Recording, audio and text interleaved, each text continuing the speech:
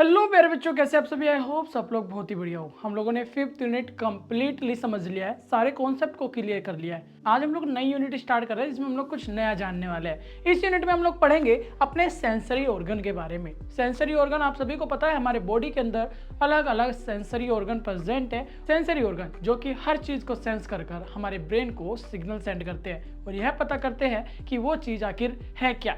उसको महसूस करना, उसको सेंस करना, ये ऑर्गन स्पेशली हमारी बॉडी के अंदर प्रेजेंट होते हैं। वो कौन कौन से ऑर्गन हैं वो तो हम लोग इस लेक्चर में एक एक करके जानने वाले हैं और बहुत अच्छी तरीके से सारे कॉन्सेप्ट को क्लियर करने वाले हैं। और एग्जाम के पॉइंट ऑफ व्यू से भी हम लोग इसको पढ़ने वाले हैं यूनिट 6 को। तो चलिए लेक्चर को स्टार्ट करते हैं और सारे सेंसरी ऑर्गन के बारे में बहुत अच्छी तरीके से एक्सप्लेन कर समझते हैं। देखिए, सेंसरी ऑर्गन सभी को पता है कि यानी कि वो सारी चीज जो कि हम लोग महसूस कर पता करते हैं, वो सेंस जो कि हमारे ऑर्गन सेंस करते हैं और उसको बिना देखे ही पता कर लेते हैं। लाइक अगर आप लोग कुछ खा रहे हो तो अगर आपकी आंखें बंद कर दी जाए तो आपके सेंसरी ऑर्गन उस खाने की स्मेल के थ्रू, फ्रीक्वेंसी के थ्रू समझ सकते हैं। आपका ब्रेन समझ जाएगा कि वो खाना आखिर है क्या। अगर किसी भी चीज को आप लोग छू रहे हो तो बिना देखे आप लोग, ये आपका ब्रेन पता लगा लेगा कि वो जो चीज है वो आखिर है क्या। वो चीज गर्म है या ठंडी है, ये पता कैसे करेंगे? ये हमारे सेंसरी ऑर्गन हम लोगों को हेल्प करते हैं पता करने के लिए। तो इसीलिए हमारे sensory organ receive stimuli from the environment and send impulse to the brain. यानी कि हमारे इन्वायरमेंट में प्रेजेंट चीज़ों को छू कर, महसूस कर पता करते हैं और हमारे इम्पल्स जनरेट होती है और वे इम्पल्स हमारे ब्रेन में सेंड करते हैं और हमारा ब्रेन समझ जाता है कि आखिर वो चीज़ है क्या। समझ में आ रहा है? कभी कभी आप लोगों ने ठंडा गर्म महसूस किया होगा बिना देखे, अचानक से या फिर गलती से या बाय एक्सीडेंटली आपका हाथ किसी गर्म चीज पर लग जाता है तो तुरंत आपका हाथ वहां से हट जाता है। तो ये आखिर हुआ क्या? इस केस में क्या हुआ? इस केस में मैं आप लोगों को बता दूं, आपके सेंसरी ऑर्गन स्किन ने आपके ठंडे गर्म को महसूस किया, इंपल्स जनरेट की और आपके ब्रेन को सेंड किया। आपके ब्रेन ने मैसेज बनाया और वो मैसेज आपके इस सेंसरी ऑर्गन स्किन को भेजा और स्किन को बोला, इंस्ट्रक्शन दिया कि वहां से हाथ हटा लो। आप लोगों ने तुरंत हाथ हटाया। ये जो कुछ माइनस सेकंड की जो प्रोसेस हुई है, ये आपके सेंसरी ऑर्गन की वजह से हुई है, इंपल्स की वजह से हुई है। समझ में आ रहा है? Very good. तो हमारे सेंसरी ऑर्गन क्या है? जो कि हमारे इन्वायरमेंट से मैसेज को महसूस कर उसको रिसीव करते हैं और फिर इम्पल्स को ब्रेन तक सेंड करते हैं। तो ये काम हमारे सेंसरी ऑर्गन का होता है। मेन सेंसरी ऑर्गन की अगर मैं आप लोगों को बात करूं जो कि आपके बॉडी के अंदर प्रेजेंट है, वो है आपकी स्किन, वो है आपकी आइज, वो है आपकी ईयर यानी कि कान, वो है आपकी नोज, वो है आपकी जीभ यानी कि टंग। तो ये आपके सेंसरी ऑर्गन है जो कि आप लोगों को हेल्प करते हैं किसी भी चीज को महसूस करने, किसी भी चीज को जानने के लिए। ठीक है, इसके बाद हम लोग बताते हैं एक प्यारी सी डेफिनेशन जिससे आप लोग ये सेंसरी ऑर्गन को डिफाइन कर सकते हो। Skin is the largest organ, यानी कि स्किन क्या है? हमारी एक लार्जेस्ट ऑर्गन है हमारी बॉडी के अंदर। पूरी बॉडी जो कवरिंग है बॉडी की वो स्किन से ही है। तो स्किन हमारी सबसे लार्जेस्ट ऑर्गन होती है बॉडी की, जो कि हमारे इंटरनल ऑर्गन को प्रोटेक्ट करता है। सभी को पता है हमारे इंटरनल ऑर्गन यानी कि हमारे लंग्स भी है, हमारा हार्ट भी है, हमारा डाइजेस्टिव भी है, हमारा बहुत सारे ऑर्गन हमारी बॉडी के अंदर प्रेजेंट है। तो उसको प्रोटेक्ट कौन कर रहा है? बाहरी आउटर लेयर कौन सी है उनकी? स्किन ही तो है ना। ये स्किन हमारे अंदर की मसल्स को प्रोटेक्ट कर रहा है, हमारी बोन्स को प्रोटेक्ट कर रहा है, हमारे वेन्स, आर्टरीज, हमारे जो ब्लड सर्कुलेशन हो रहा है उसको भी प्रोटेक्ट कर रहा है। कौन कर रहा है? हमारा स्किन कर रहा है। इतनी बात सभी को पता है? Very good. इसके बाद हम लोग स्किन की स्ट्रक्चर की अगर आप लोगों को बताएं कि आखिर स्किन की जो स्ट्रक्चर है, वो स्किन की स्ट्रक्चर आखिर क्या क्या है, उसके अंदर क्या क्या चीजें होती है। देखिए, स्किन की जब स्ट्रक्चर आप लोग बनाते हुए भी आए हो और आप लोग जब बनाओगे तो कुछ इस तरीके का बनाओगे। ये आपकी स्किन की लेयर होती है, यानी कि जो आपके हाथों पे, आपकी बॉडी के आउटर सरफेस पे जो स्किन है ना, उसकी कुछ लेयर्स है। उस लेयर से आप लोग समझोगे कि आखिर कौन कौन सी लेयर है। सबसे पहली जो हमारी लेयर होती है बच्चा, सबसे पहली जो लेयर होती है वो होती है एपिडर्मिस। उसके बाद आप लोग देखोगे सेकंड लेयर डर्मिस की होगी और उसके बाद हमारी क्या होती है? हाइपोडर्मिस। ठीक है, उसको सबक्यूटेनियस भी बोलते हैं। क्लियर है? ये 3 लेयर प्रेजेंट होती है और इन तीनों के बारे में एक एक करके डिफाइन करते हैं बहुत अच्छी तरीके से। सबसे पहले हम लोग बात करते हैं यहाँ पे एपिडर्मिस की, जो कि हमारी सबसे आउटर लेयर होती है। कहाँ की आउटर लेयर होती है? हमारी स्किन की। जो स्किन है, स्किन की जो वाली लेयर है, सबसे अपर वाली लेयर, वो है हमारी एपिडर्मिस। ये बात आप लोगों को ध्यान में रखनी है कि एपिडर्मिस हमारी सबसे आउटर लेयर है। Outermost layer, no blood vessels, only protect in nature. जो हमारी एपिडर्मिस है, एपिडर्मिस के ऊपर कोई भी वेन नहीं होती, कोई भी ऑर्टरीज नहीं होती और कोई भी हमारी यहाँ पे ब्लड वेसल्स नहीं होता। ये ओनली ऑन प्रोटेक्ट करने के लिए सबसे ऊपर वाली जो चमड़ी है उसको ही एपिडर्मिस कहते हैं। आपकी सरफेस पे देख रहे होंगे, बॉडी की सरफेस पर जो आप लोगों को एक खाल दिख रही है, इसी को ही एपिडर्मिस कहते हैं। इसके नीचे एक और लेयर होती है, उस लेयर का नाम होता है हमारा डर्मिस। क्या होता है बच्चा? उस लेयर का नाम हमारा क्या होता है? डर्मिस लेयर होता है। और ये डर्मिस लेयर हमारी मिडिल लेयर होती है और इसके अंदर हमारी ब्लड वेसल्स, हमारी नर्व, हमारी ग्लैंड्स ये प्रेजेंट होता है। आप लोग ये वेसल्स देख रहे हो ना, आप लोगों की नसें दिख रही है ना, जिसमें आप लोग इंजेक्शन एडमिनिस्ट्रेट कराते हो, दवाइयाँ ड्रग एडमिनिस्ट्रेट कराते हो आईवी के थ्रू, तो ये हमारी मिडिल लेयर होती है। यानी कि जो आपको इंजेक्शन लगता है वो वेन के अंदर जो लगता है वो वेन आपकी डर्मिस लेयर है, यानी कि मिडिल लेयर पे प्रेजेंट होती है। सबसे पहले एपिडर्मिस, उसके मिडिल वाली लेयर होती है डर्मिस, और वहीं पे हमारी ग्लैंड्स प्रेजेंट होती है, वहीं पे हमारी नर्व्स प्रेजेंट होती है, वहीं पे हमारी ब्लड वेसल्स प्रेजेंट होती है। अगर आपसे कोई पूछे कि आपके ये ब्लड वेसल्स, ग्लैंड, नर्व ये कहाँ पे प्रेजेंट होता है, तो आप इजीली बता पाओगे ये हमारे स्किन के मिडिल लेयर डर्मिस पे प्रेजेंट होती है। ठीक है, वेरी गुड। इसके बाद आप लोगों को ये सब पता चल गया है। अब इसके बाद हम लोग बात करेंगे हमारा नेक्स्ट हाइपोडर्मिस, या फिर इसको सबकुटेनियस भी बोला जाता है। सबकुटेनियस यानी कि हमारा जो सबसे थर्ड वाली लेयर होती है। ठीक है, और इसके बारे में बता दें, हमारी एक फैटी लेयर होता है जो कि हमारे इंसुलेशन एंड प्रोटेक्शन करता है, यानी कि हमारी बॉडी को गर्मी और हमारी बॉडी के इंटरनल ऑर्गन को प्रोटेक्ट करने के लिए मदद करता है। समझ में आ रहा है? Very good. अब इसके फंक्शन की बात करें, आपको प्रोटेक्शन दे रहा है, आपको सेंसेशन में हेल्प कर रहा है, इंपल्स जनरेट करने में हेल्प कर रहा है, टेम्परेचर को कंट्रोल एंड रेगुलेट करता है, विटामिन डी सिंथेसिस यहीं पर ही होती है। आप लोगों ने सुना होगा सूर्य से विटामिन डी हम लोगों को मिलता है, तो वो जो हमारा सिंथेसिस कर रहा है, बना रहा है, वो यहीं पर ही हो रहा है। कहाँ पर? सबकुटेनियस लेयर यानी कि हमारे हाइपोडर्मिस पे। ठीक है, नर्सिंग का यानी कि नर्सिंग इम्प्लीकेशन क्या है, नर्सिंग में इसका महत्व क्या है, क्या ध्यान देने योग्य बातें हैं, तो यहाँ देख सकते हो। यहाँ पे प्रिवेंट बेड शोर, यानी कि इस चीज़ को प्रोटेक्ट करने के लिए हमारी थर्ड लेयर जो होती है, सबकुटेनियस लेयर होती है, उसको प्रोटेक्ट करने के लिए, बेड शोर से बचाने के लिए हमें क्या करना है, उसको मॉनिटर करते रहना है, उसकी साफ सफाई करते रखनी है, वो हमारी टाइम टाइम पे बेड शोर ना हो जाए, मूवमेंट करते रहना है, बॉडी को पलटते रहना है, बॉडी की मूवमेंट्स करवानी है पेशेंट की। तो ये सारी चीज़ें ध्यान में रखनी है, स्किन की कंडीशन की ध्यान में रखनी है, और जो घाव हो गया है उस घाव का भी जल्दी से ट्रीटमेंट करना बहुत ज़्यादा ज़रूरी है। तो नर्सिस को ये ध्यान देना है ताकि हमारी जो ये लेयर है हाइपोडर्मिस ये खराब ना हो जाए। ठीक है, वेरी गुड। इसके बाद हम लोग बात करते हैं हमारा सेकेंड, हमारा आइज, जो कि सेंसरी ऑर्गन है, और ये किसी भी चीज़ को, इन्वायरमेंट में प्रेजेंट हर एक चीज़ को देखकर इंपल्स जनरेट करती है, आपके ब्रेन को सेंड करती है, और वो आपका ब्रेन डिटेक्ट करता है कि जो आइज ने देखा है वो आखिर है क्या। आइज ने, अगर मेरे सामने कैमरा है तो मैं कैमरे को देख रहा हूँ, तो ये कैमरा है, ये कैसे पता चला मुझे?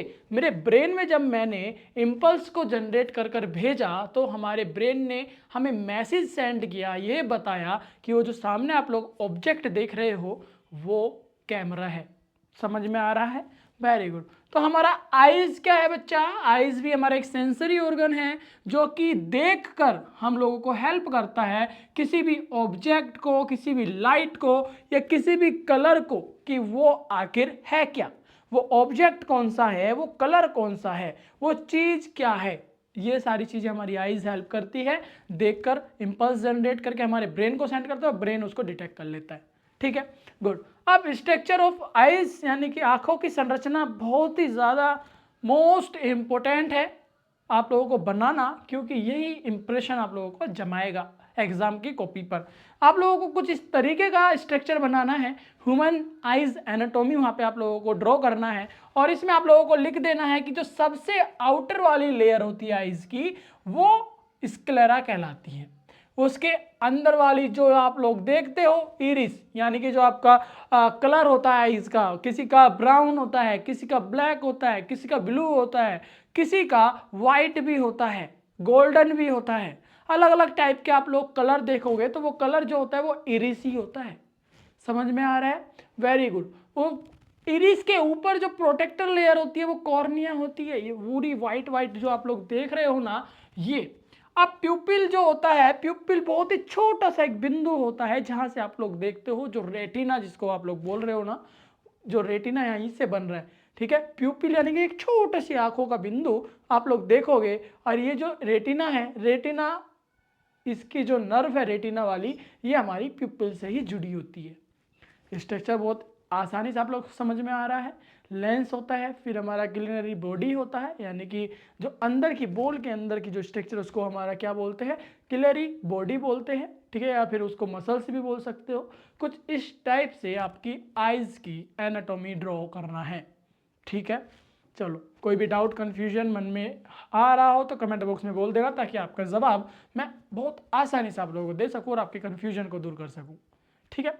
इसके बाद हम लोग बात करते हैं कि आउटर लेयर की जो हमारा स्क्लेरा होती है। स्क्लेरा आखिर क्या है? या वाइट वाइट कलर का जो आप लोग देख रहे हो ना एरिया, यही आपका स्क्लेरा है। ये आपकी टफ आउटर लेयर होती है जो कि आपके आईज, अंदर जो हमारी आईज है जो बहुत ही सॉफ्ट मसल्स से, टिश्यूज से बनी हुई होती है, उसको प्रोटेक्ट करती है। स्क्लेरा यानी कि जो वाइट वाला हिस्सा होता है, ये जो स्क्लेरा है आपका, ये आउटर वाला जो व्हाइट कलर का हिस्सा देख रहे हो, यही हमारा स्क्लेरा है और ये आपके आईज को प्रोटेक्ट कर रहा है। अब इसके बाद में आप लोगों को बताऊं कॉर्निया क्या। कॉर्निया क्या होता है? Cornea is the transparent front part that allow light enter the eyes. यानी कि एक ट्रांसपेरेंट, एक झिल्ली टाइप की होती है कॉर्निया, जो कि लाइट आ रही है, जो भी कलर आप लोग देख रहे हो, जो भी प्रकाश आपकी आंखों में आ रहा है, उससे प्रोटेक्ट कर रही है आपकी आईज को, और उस लाइट को एंटर करती है हमारी कौन सी? कॉर्निया, झिल्ली, ठीक है। इसके बाद हमारा स्क्लेरा आ गया, कॉर्निया आ गया, फिर उसके बाद हमारा एक और पार्ट होता है जिसको कोराइड बोलते हैं। अरे कोराइड क्या होता है? ये एक प्रकार की ब्लड वेसल्स है हमारी आंखों में प्रेजेंट, जो कि हमारी आंखों को क्या करती है? ब्लड सप्लाई करती है, उसको जीवित रखने में हेल्प करती है, उसको अच्छे से फंक्शनिंग करने में हेल्प करती है, ठीक है। फिर इरिस आता है। इरिस क्या कर रहा है? इरिस हमारे, iris the coloured part of the eyes, यानी कि जैसे कि मैंने बताया मल्टीपल्स कलर की हमारी आईज होती है, अलग अलग लोगों की अलग अलग कलर की आईज होती है, वो इरिस ही है जो कि कलरफुल पार्ट होता है हमारी आईज का। और ये क्या काम कर रहा है? हमारे प्यूपिल को साइज कंट्रोल करता है, यानी कि जो हमारा प्यूपिल है, जो अंदर का छोटा सा एक हिस्सा देख रहे होगे गोल गोल टाइप का, आईने में देखिएगा आप लोगों को कलरफुल पार्ट के बीचों बीच एक छोटा सा पार्ट दिखेगा, तो वो क्या कर रहा है बच्चा? प्यूपिल को कंट्रोल कर रहा है, उसके साइज को कंट्रोल करता है। प्यूपिल क्या है? प्यूपिल एक सेंट्रल ओपनिंग है जो कि आपकी लाइट एंट्री को रेगुलेट करता है, ठीक है। रेगुलेट करने का मतलब होता है एक ऐसा छिद्र है जो प्रकाश के प्रवेश को नियंत्रित करता है, ठीक है। Very good. इसके बाद वाली बात करें, इसके बाद आता है एक और पार्ट हमारा क्लैरी बॉडी। ये क्लैरी बॉडी क्या करता है? Help in the accommodation by changing lens shape, यानी कि लेंस के आकार को बदलकर फोकस करने में मदद करता है। आप लोग देखते हो ना, कहीं पास वाली चीज या दूर वाली चीज को देखने के लिए जो आपका फोकस है, इसको कंट्रोल करने का जो काम है वो आपका क्या कर रहा है? इस क्लैरी बॉडी। और ये क्लैरी बॉडी कहाँ पे प्रेजेंट होती है हमारी बच्चा? इरिस के पास प्रेजेंट होती है। ये जो हमारा इरिस है, ये जो कलरफुल पार्ट है, उसके साइड वाली जो मसल्स है, ये मसल्स ही आपके फोकस करने, जब आप कोई बारीक चीज देखते हो तो आपकी आईज कॉन्ट्रैक्ट हो जाती है, जब आप कोई बड़ी चीज देखते हो, दूर की चीज देखते हो, तो बच्चा आप लोगों का रिलैक्सेशन यानी डायलेट हो जाती है। तो ये मसल्स जो कॉन्ट्रैक्ट एंड डायलेट हो रही है, ये कौन कर रहा है हमारा? याद रखिएगा, क्लैरी बॉडी। बहुत अच्छी तरीके से आइज को एक्सप्लेन किया जा रहा है। आप लोगों को अगर कोई भी डाउट कन्फ्यूजन हो, तुरंत आपको कमेंट करना है, ताकि आपका कोई भी डाउट या कन्फ्यूजन ना रहे। आइज को बहुत अच्छी तरीके से समझना है और इसको ड्रॉ भी करके आना है, एग्जाम में लिखना भी है, ताकि आपका इंप्रेशन काफ़ी अच्छा रहे, ठीक है। इसके बाद आप लोगों को बता दूं इनर आइज के बारे में। इनर आइज के अंदर हमारा रेटिना आता है, जो कि आपके फोटो रिसेप्टर्स प्रेजेंट होते हैं। फोटो रिसेप्टर्स का मतलब होता है जितने भी प्रकाश आ रहा है, जितना भी लाइट्स आ रहा है, इन्हीं रिसेप्टर्स में एक्सेप्ट किया जाता है, रिसीव किया जाता है, और फिर एक इमेज जनरेट होती है आपके रेटिना पर, ठीक है। गुड, इतना जानना काफ़ी है ताकि आप लोगों को कन्फ्यूजन ना हो। अदर इंपॉर्टेंट पार्ट्स की अगर मैं बात करूँ, जितने भी हमारे ये तो हमारे मेन पार्ट्स थे जो कि हम लोगों ने बात की, जो कि इनके सपोर्टिव मसल्स भी है, वेसल्स भी है, मतलब बहुत सारी चीज़ें हैं हमारी आंखों के अंदर, जो कि आपका लेंस, एक्वस ह्यूमर होता है, जो कि लिक्विड आप लोग देख रहे हो, उसको लुब्रिकेट बनाने में हेल्प करता है, ड्राइनेस ना आ जाए, इसलिए बनाने में हेल्प करता है ताकि आपकी आइज सेफ रहे। इसके बाद आपका विक्टोरिया ह्यूमर होता है जो कि maintain shape of eyes ball. ये जो आइज बॉल है इसके शेप को मेंटेन करने का काम हमारा कौन कर रहा है, विट्रेज, ठीक है। फिर ऑप्टिक नर्व होती है, ऑप्टिक नर्व आपकी विजुअल इंपल्स को कैरी करती है, ब्रेन तक भेजती है, ब्रेन आपकी इमेज बनाता है, तब जाकर आप लोग पहचान पाते हो कि आप लोगों ने देखा क्या, आप लोग कौन सा कलर देख रहे हो, कौन सा सेफ है, क्या चीज़ें हैं। जो भी विजन आप लोग कर रहे हो इन्वायरमेंट के अंदर, उसकी एक इमेज बनती है आपके ब्रेन में, और सिर्फ आइज का काम है उसको देखकर उसके इंपल्स और ब्रेन तक भेजना, ठीक है। इसके बाद आता है हमारा फंक्शन ऑफ आइज का, विजन को, लाइट परसेप्शन को देखना, विजन को देखना को जो भी आप लोग देख रहे हो, और कलर डिस्क्रिमिनेशन करना, यानी कि कौन सा कलर है, कैसा कलर है, ये सारी चीजें। अब आती है कॉमन आइज डिसऑर्डर की। देखिए, आइज है, देखने का काम करती है, प्रकाश को पहचानने का काम करती है, कलर को पहचानने का काम करती है। लेकिन अगर कोई प्रॉब्लम हो जाए, कोई डिसऑर्डर हो जाए, या फिर वो जेनेटिकली हो या फिर बाहर जब आप लोगों का जन्म हो जाता है, ड्यूरिंग किसी कारण से या बाय एक्सीडेंट आप लोगों का कोई डिसऑर्डर या फिर कोई एक्सीडेंट हो जाए, तो आंखों में जो भी प्रॉब्लम आती है कुछ इस तरीके की है, या तो वो कैटरेक्ट यानी कि मोतियाबिंद हो सकता है, ये जेनेटिकली है, ठीक है। मोतियाबिंद, क्लाउडिंग ऑफ लेंस, लेंस का धुंधला हो जाना। फिर आता है ग्लोकोमा यानी कि काला मोतिया भी होता है। Increase intraocular pressure, intraocular pressure आंखों का जब दबाव बढ़ता है, ये दबाव आप ज़्यादा मोबाइल चलाने, ज़्यादा आप लोग डिजिटली अगर काम कर रहे हो, लैपटॉप वगैरह पे काम कर रहे हो, लाइटिंग में काम कर रहे हो, तो आंखों पे एक प्रेशर पड़ता है। ये प्रेशर बढ़ जाने की वजह से आपको मोतियाबिंद या फिर काल या मोतियाबिंद हो सकता है, और इसका कोई इलाज नहीं है, इसका ऑपरेशन है फिर, ठीक है। फिर आता है कंजक्टिविटी। कंजक्टिविटी का मतलब होता है आइज इन्फेक्शन। आप लोगों ने देखा होगा, आप लोगों ने देसी भाषा में सुना होगा, आँख आ गई है, आँखों में नन्नियाँ निकल गई है, ऐसा कुछ बोलते हैं ना। तो ये कंजक्टिविटी आ जाना, यहाँ पे म्यूकस जम जाना, आंखें बंद हो जाना, चिपचिपी हो जाना, इसको ही कंजक्टिविटी कहते हैं, ठीक है। इसके बाद हमारा नर्सिंग एप्लीकेशन की बात करें कि यानी कि जो हमारी नर्स है उनको कौन कौन बातों का ध्यान रखना है, तो आप लोगों को एसिस विजन एंड प्यूपल रिएक्शन पे ध्यान देना है। एडमिनिस्टर आइज ड्रॉप करेक्टली, जो भी आंखों में ड्रॉप डाली जा रही है वो पूरी तरीके से सही होनी चाहिए, इस बात का ध्यान रखना है। आइज हाइजीन का यानी कि आंखों की सफाई का बहुत अच्छी तरीके से ध्यान रखना है। Pre post operative care of eyes patient, यानी कि आंखों का जो भी पेशेंट है उनको पहले और बाद में, आंखों के ऑपरेशन के बाद और आंखों के ऑपरेशन से पहले किन किन बातों का ध्यान रखना है, या फिर आंखों की सेफ्टी के लिए किस तरीके से अपनी आंखों को इन्फेक्शन से प्रिवेंट कर सके, इन सारी बातों का ध्यान देना, एजुकेट करना पेशेंट को, ये एक नर्स का काम होता है। ये एक नर्सिंग रजिस्टर्ड नर्स जो होती है, नर्सिंग ऑफिसर्स जो होती है, वो पेशेंट को एजुकेट करती है, उनका काम होता है, ठीक है। अब बात करते हैं हम लोग ईयर का, यानी कि कान। ये कान भी हमारा क्या है, एक सेंसरी ऑर्गन है। आवाज़ को सुनना, उस कंपन को सुनना, वाइब्रेशन को सुनना, और वो क्या कह रहा है, कैसी वाइब्रेशन है, उस चीज़ को पहचान करना, ये किसका काम होता है, हमारे सेंसरी ऑर्गन ईयर का काम होता है, ठीक है। तो ईयर हमारे सेंसरी ऑर्गन है जो कि हमारे हेयरिंग को बैलेंस करता है, हमारी वाइब्रेशन को बैलेंस करता है, जो कि इन्वायरमेंट में उठ रही ध्वनि को बैलेंस करता है, सुनता है, ठीक है। इतना तो सभी को पता है। अब कान के स्ट्रक्चर बनाना भी बहुत ज़्यादा जरूरी, क्योंकि एनाटॉमी के एग्जाम में जितना ड्रॉ करोगे उतना आप लोगों का इंप्रेशन बनेगा। तो कान का स्ट्रक्चर कुछ इस तरीके से आप लोगों को बनाना है। ये पूरा स्ट्रक्चर है कान का। अगर इसके अंदर किसी भी तरीके की प्रॉब्लम होती है तो आप लोगों का सुनना बंद हो जाता है, या फिर आप लोग सुन नहीं पाते हो, ठीक है। गुड। अब एक एक करके इसकी बात करेंगे, स्ट्रक्चर की बात करेंगे, क्या क्या चीज़ें होती है। एक्सटर्नल ईयर से लेकर हम लोग स्टार्ट करते हैं। एक्सटर्नल ईयर यानी कि ये बाहरी हिस्सा है कान का, देख रहे हो, जो आपका ये जो गोल सी जैसी स्ट्रक्चर आप लोग देख रहे हो, ये कार्टिलेज है। और कार्टिलेज एक ऐसी बोन होती है जो फ्लेक्सिबल होती है, और ये हमारी एक फ्लेक्सिबल बोन है जिसको कार्टिलेज कहा गया। ये हमारे कान की सबसे बाहर वाली जो हिस्सा आप लोग देख रहे हो। इसके बाद आप लोग हेलिक्स होता है, हेलिक्स यानी कि जो आपका कान के ऊपर वाला पार्ट होता है, ये हेलिक्स है। फिर आता है एंटी हेलिक्स यानी कि कान के अंदर वाला पार्ट। फिर आता है पीना, पीना हमारा मिडिल वाला पार्ट, आउटर की बात हो रही है यहाँ पे, तो इस तरीके से आप लोग टच कर कर भी फील कर सकते हो, ठीक है। फिर आता है कॉन्शिया यानी कि आपका जो ये छिद्र है, जो आपका ये पाथ है कान का, इसके साइड वाला हिस्सा। ऑडिटरी बुला, ये आपका ये जो मांस वाला, जो जहाँ पे कुंडल या फिर आप लोग बाली पहनते हो, वो वाला हिस्सा। एक एक करके एक्सटर्नल के सारे नाम आपको पता होने चाहिए ताकि आप लोग अच्छी तरीके से डिफाइन कर पाओ, ठीक है। तो एक्सटर्नल पार्ट आपके अंदर के पार्ट को यानी कि जो आपका ईयर है उसकी स्ट्रक्चर को संभालने और प्रोटेक्ट करने के लिए ही होता है। ठीक है, गुड। अब देखिए एक्सटर्नल ऑर्डिनरी कैनल ये क्या कर रहा है, ये आपके साउंड को कंडक्ट कर कर आपके टेम्पेनिक मेम्ब्रेन में पहुंचाता है, यानी कि कर्णपटल, ये इसको कर्णपट्टी बोलते हैं, ये अंदर आपकी आवाज़ को पहुंचाने में हेल्प करता है। ठीक है, और ये आउटर सरफेस एक्सटर्नल ईयर क्या कर रहे हैं, कलेक्शन कर रहा है, यानी कि जितना भी वाइब्रेशन साउंड बन रहा है, सुन रहे हैं, उसको कलेक्ट करता है, इकट्ठा करता है, फिर अंदर भेज देता है। ठीक है, गुड। इसके बाद हम लोग बात करते हैं मिडिल ईयर के बारे में। मिडिल ईयर का मतलब होता है, ये तो एक्सटर्नल पार्ट हो गया जो कि आपके बॉडी के बाहर है, ये बाहरी हिस्सा। अब मिडिल वाला हिस्सा होता है हमारा ये मिडिल ईयर के अंदर हमारा कहाँ पे, यानी कि जब आप लोग देखोगे कान का पर्दा जिसको बोलते हैं वो मिडिल पार्ट पे होता है, और ये कान का पर्दा आप लोग देख रहे हो मिडिल ईयर में स्टेप्स होता है, इनकस होता है और मेलनियस होता है।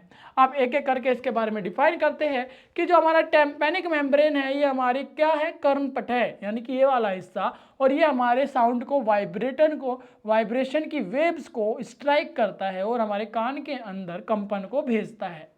फिर आता है ऑसिकल्स यानी कि श्रवण अस्थियाँ, इसके अंदर हमारा इनकस, स्टेप्स और मेलनस होता है, यानी कि हमारा कुछ हथौड़ी जैसी एक स्ट्रक्चर होती है अंदर। जब आप लोग इसके स्ट्रक्चर को पढ़ोगे देखोगे तो आप लोगों को समझ में आएगा।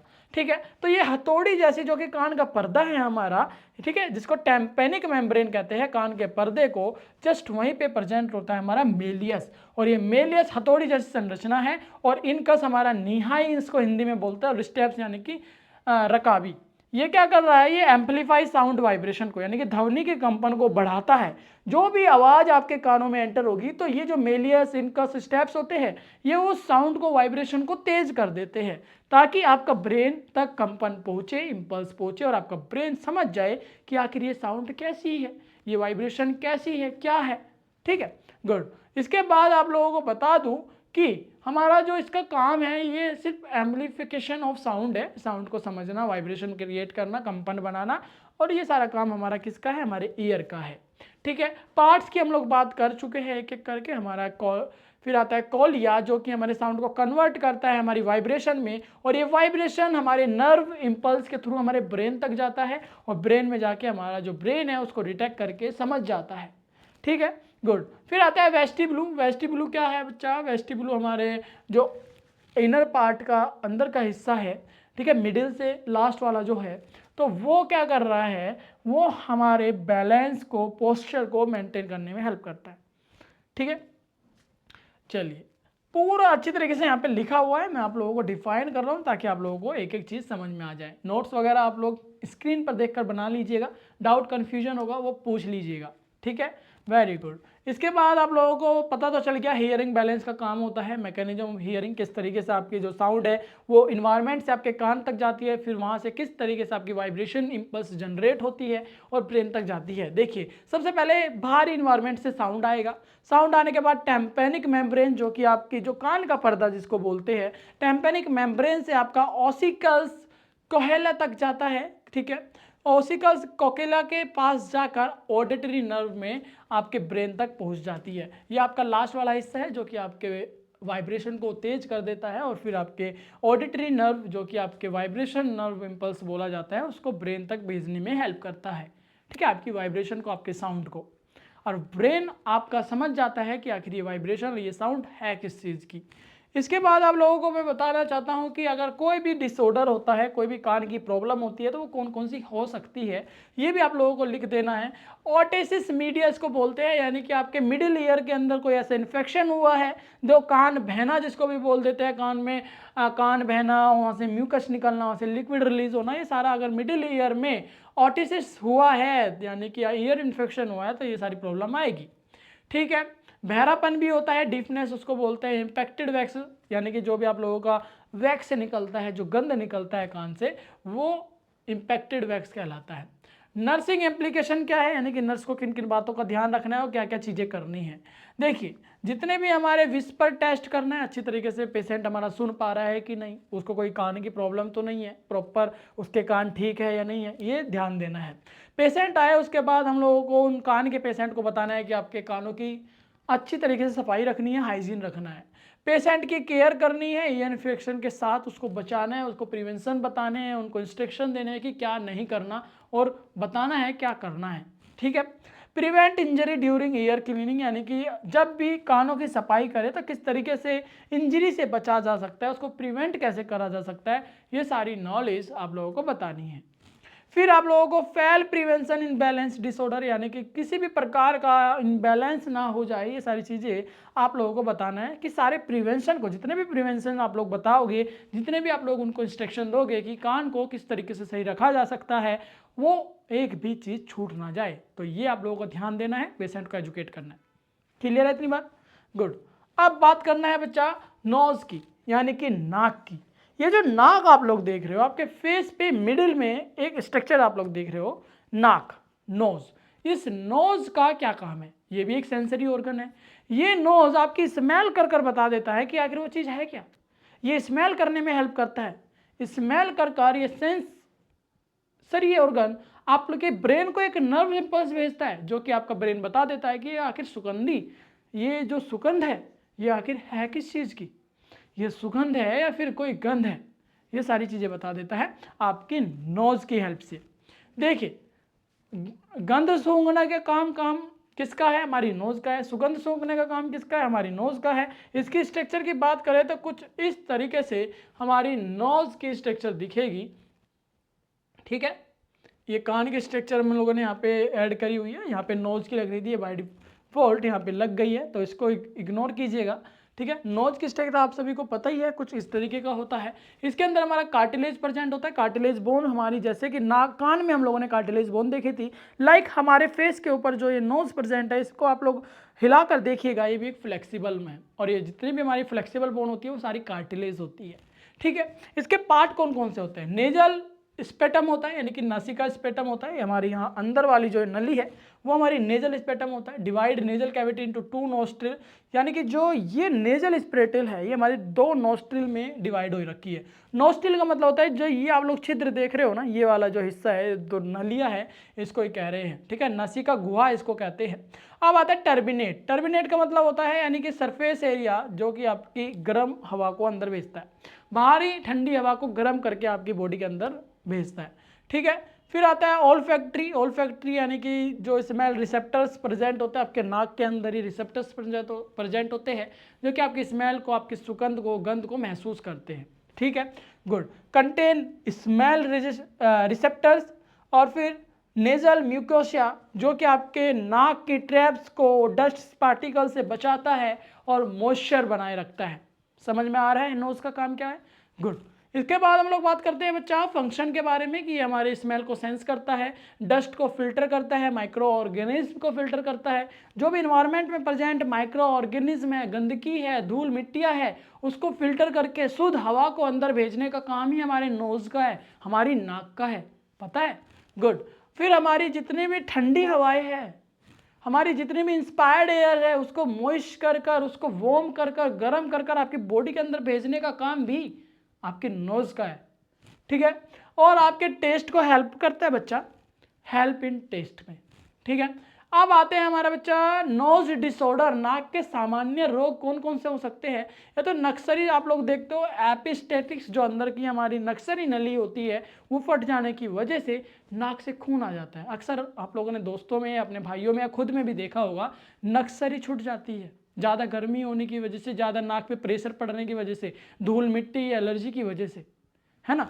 इसके बाद हमारा रिनिट्स इन्फ्लामेटरी ऑफ नेजल म्यूकोसा, नाक की सूजन बोलते हैं इसको, अंदर की हड्डी बढ़ जाना, ये भी आप लोगों ने सुना होगा। डिवेटेड नेजल स्पेटम, यानी कि बैंड स्पेटम, नाक की हड्डी टेढ़ी हो जाना, ये नाक किसी की देखते हो टेढ़ी हो जाती है, ये भी एक प्रकार का डिसऑर्डर है, रोग है नाक का। ठीक है, नर्सिंग एप्लीकेशन की अगर मैं बात करूं, यानी कि पेशेंट की केयर करना, उसको बचाना, नक्सरी वाले रोगों को अच्छी तरीके से ट्रीट करना और उसकी नक्सरी को प्रिवेंट करना। ऑक्सीजन एडमिनिस्ट्रेशन पे ध्यान देना है, क्योंकि अगर सांस लेने में कोई प्रॉब्लम हो रही है, नाक में कोई प्रॉब्लम हो रही है, तो उसको ऑक्सीजन हम लोग एडमिनिस्ट्रेट कराएं। फिर हम लोगों को क्या करना है? नेसोगैस्ट्रिक ट्यूब लगानी है। नेसोगैस्ट्रिक ट्यूब अगर पेशेंट नाक से प्रॉपर सांस नहीं ले पा रहा। इसके बाद हम लोगों को नेजल हाइजीन को मेंटेन करना है, ब्रीथिंग पैटर्न को ऑब्जर्व करना है, आखिर सांस कैसे ले रहा है, कहीं गलत तरीके से सांस तो नहीं ले रहा, सांस ले पा रहा है नहीं ले पा रहा है, ये सारी चीज़ों का ध्यान रखना है एक नर्स को और फिर पेशेंट को बताना है। ठीक है, गुड। इसके बाद हम लोग बात करते हैं बच्चा टंग यानी कि जीभ की।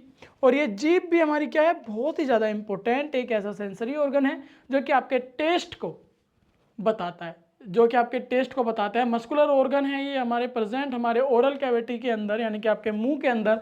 ये मुंह जो है ये आपका ओरल कैविटी है और इसके अंदर ही प्रेजेंट होती है एक मस्कुलर ऑर्गन जो कि आपका सेंसरी भी ऑर्गन है। और ये सेंसरी ऑर्गन आपके टेस्ट से आपके ब्रेन को एक इम्पल्स भेजता है, मैसेज भेजता है कि जो भी ये चीज़ खाई है आखिर है क्या। आपका ब्रेन उसको बताता है कि जो आप लोगों ने खाया है वो स्वीट खाया है, बिटर खाया है, सोर खाया है, क्या खाया है। ठीक है, स्ट्रक्चर की अगर मैं बात करूं, जीभ is made up of skeleton muscles, यानी कि स्केलेटन मसल्स से बनी हुई होती है आपकी जीभ। ये एक मस्कुलर ऑर्गन है और ये पूरा म्यूकस मेम्ब्रेन से ढका हुआ होता है, कवर रहता है। म्यूकस मेम्ब्रेन से ढकने की वजह से आप लोगों को पता है कि इसमें एक स्लाइवरी ग्लैंड भी प्रेजेंट होती है, जिसकी वजह से स्लाइवा, ये लिक्विड जो पदार्थ आपकी जीभ के ऊपर तैरता रहता है वो रिलीज होता है।